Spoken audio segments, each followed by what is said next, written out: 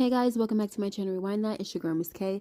If this is your first time coming across my channel, welcome. Please be sure to subscribe if you like the vibe and hit that notification bell so you know when I upload more videos like this one. Okay guys, today I'm going to be summing up Godfather of Harlem Season 3 episode number 7, which is called All Roads Lead to Malcolm.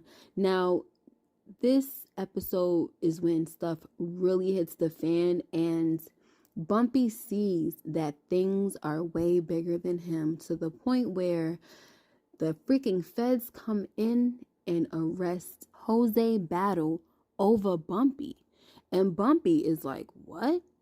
So I'm going to be all over the place with this recap because I just don't feel like going scene by scene, okay? I just want to tell you guys how I felt about this episode. All right, so we see that Jose Battle gets arrested, and it wasn't even for anything like, it was just about the CIA battling with the FBI or vice versa, right? The FBI battling with the CIA of who's going to get Malcolm first. So after all of this is said and done, Jose Battle was able to get out of jail thanks to Wild Bill, right? And Bumpy has to find out the hard way that the race to get Malcolm's head on a platter is really serious, okay? Like, his days are freaking numbered, right? As we all know, right? So unfortunately in this episode, we see Archie get killed. Because why? They go on ahead and they needed a fall guy because the FBI has a mole named Conrad, so-called working for the CIA, right? He's working with Wild Bill and he's feeding intel to Pike. And unfortunately, because Bumpy is too smart and he was getting suspicious, Conrad had to use a fall guy, all right? They had to say that it was Bumpy, one of Bumpy's guys that was snitching when it was not, okay? The only people that actually had access to certain documents was, of course, the people at the bank, but also Conrad had access to those documents as well, which Bumpy put that together by the end of the episode. And Conrad was killed by Wild Bill, but not before Conrad killed Archie. And I just thought that this was really sad because, you know what? Bumpy knew that something was wrong. He's like, nah, who the heck is ratting on in my camp, And he said, let me just, check things out and see what's going on. Because they was like, if you don't handle it, we going to handle it, right? So he's like, let me see what's going on and everything. So he went to talk to the guys at the bank, the judge and Archie and the other dude. And he was just asking them. And he just didn't feel like anybody was a snitch, right? But he chose Archie to be the one that he was going to send away. For some reason, he knew that Archie was going to be the person that they were going to say was snitching. So he had Mamie call Archie's wife and say, hey, we got some tickets to the Cayman Islands that we can't use, because he's trying to protect Archie. But unfortunately, after Mamie does do this, he still gets killed. Like the night that he's trying to leave out of town and right in front of his wife. And I honestly thought that his wife was going to get killed, but she didn't. It's just a whole messed up thing, guys. Okay. We saw that by the end of the episode, Mamie had her stuff packed, as if she's just tired of this, being on this freaking merry-go-round with him, as much as she's, encouraging this man of hers that he can be so much greater than just a drug dealer.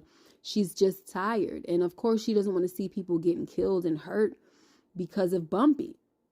But as I said, in my recap for my members only, I made the point that Mamie is on the wrong track as far as this situation goes with Archie, because Archie knows daggone well what he was getting into. As he said to Bumpy, you've always been straightforward with us and honest. And so we admire you and we respect you for that. So we want to do the same thing and we don't want to betray you, right? So Archie has gone into this thing with his eyes wide the heck open, okay? And he's made his choices, and that's not to say that he deserved what he got, because I don't. I actually liked Archie. Out of all three of those guys, I liked Archie the best, okay? So I was pretty sad when that happened. But I get where Mamie is coming from. She's stood by this man for a very long time, and she just kind of feels like it doesn't matter what she says. how much she encourages him, how much she stands by him. The bad follows him everywhere, you know, and he just can't keep his hands clean. So it looks like she's out, guys. Like, she is leaving him. And now all I could think of is what the heck is going to happen when Malcolm gets killed. Like, if Mimi done left him for good and for real, what is he going to do when Malcolm dies? He is going to lose it, okay? Bumpy is going to lose it. Of course, she smacked fire out of Bumpy before she left, okay? But the point is, guys, it's unraveling, guys. And things are falling apart in Bumpy's life. All right, so we're going to move past that situation. And we're going to talk about Stella real quick. All right, she finally got what she wanted. She got her freedom. She's about to pack her things up and she's going to go stay with Miss Delia. But then we have Joe Colombo coming by and, you know, he wants to know why in the world would her father think that they had something going on? Okay, because this is what the five families had said to him, you know. So she had to finally tell him that it was probably the lawyer, okay? So, long story short, guys, we know exactly what happens, okay? She has to wind up confessing at the end that she lied to Joe Colombo and told the lawyer that he tried to screw her. But she also told the lawyer not to tell her father, but he did anyway, right? Now, she confesses this after he beats the crap out of the lawyer and almost freaking kills him. You know what I'm saying? And also was about to, you know, strong arm him and have him working for him instead of Chin. You know, it was like, you're going to act like you're still working for Chin, but you're going to feed me all the information that he tells you or whatever, because he was about to quit. He was like, I can't do that. I'm not built for this, okay? So when she finally confesses after the man loses some daggone teeth and almost his life, now she tells Colombo, I lied to you, okay? So now they have to come up with a plan together to get this, you know, hit off of him, basically, right? And the way to get the hit off of him is to find out who put the hit out on Stella. Okay, now they can use this as leverage. So long story short, you know, they go back to Olympia and they talk to her, you know. She was holding it down for a little while. She even took them to the place where the dude was buried and all of that. And they had to dig up the body and, you know, they couldn't recognize his face, but they recognized the watch. And Colombo was like, oh, this is Lucchese's most trusted hitman, okay? So he already knew what it was. But then he has to put the gun to her head because he needs more information. So she finally tells him how she was able to convince Lucchese to put the hit out on Stella because she used to be giving up them drawers, okay? So now he has this leverage and he goes to Tommy and he tells him that he knows everything. He brings Olympia there as well. And she's like, I'm sorry, Tommy. I had to tell him everything. He knows everything, right? So he, you know, he's like, get her out of here. This is no place for a woman. So she leaves and everything. So now, you know, Colombo has the upper hand and he's like, listen, you're going to have all the bosses sanction Chin. Let it be known that if he touches me, he dies, okay? And if you don't, then I'm going to spill all this tea here. You know what I'm saying? I got your life in my hands. Plus, I want half of the proceeds of your portion of the heroin. And I was like, dag, like he really reaching. You know what I'm saying? And it's like, for him to do all of that is kind of like, why? Because at the end of the day, Tommy ain't really do nothing to him like that. You know what I mean? Except insult his dad, who he claims he didn't really care about. But anyway, I digress. So that's the story with that, guys. I don't really care for that whole deal. I understand get the hit off your head, but the whole like, oh, let me get half the proceeds of your heroin and all that. Like, he's just a greedy.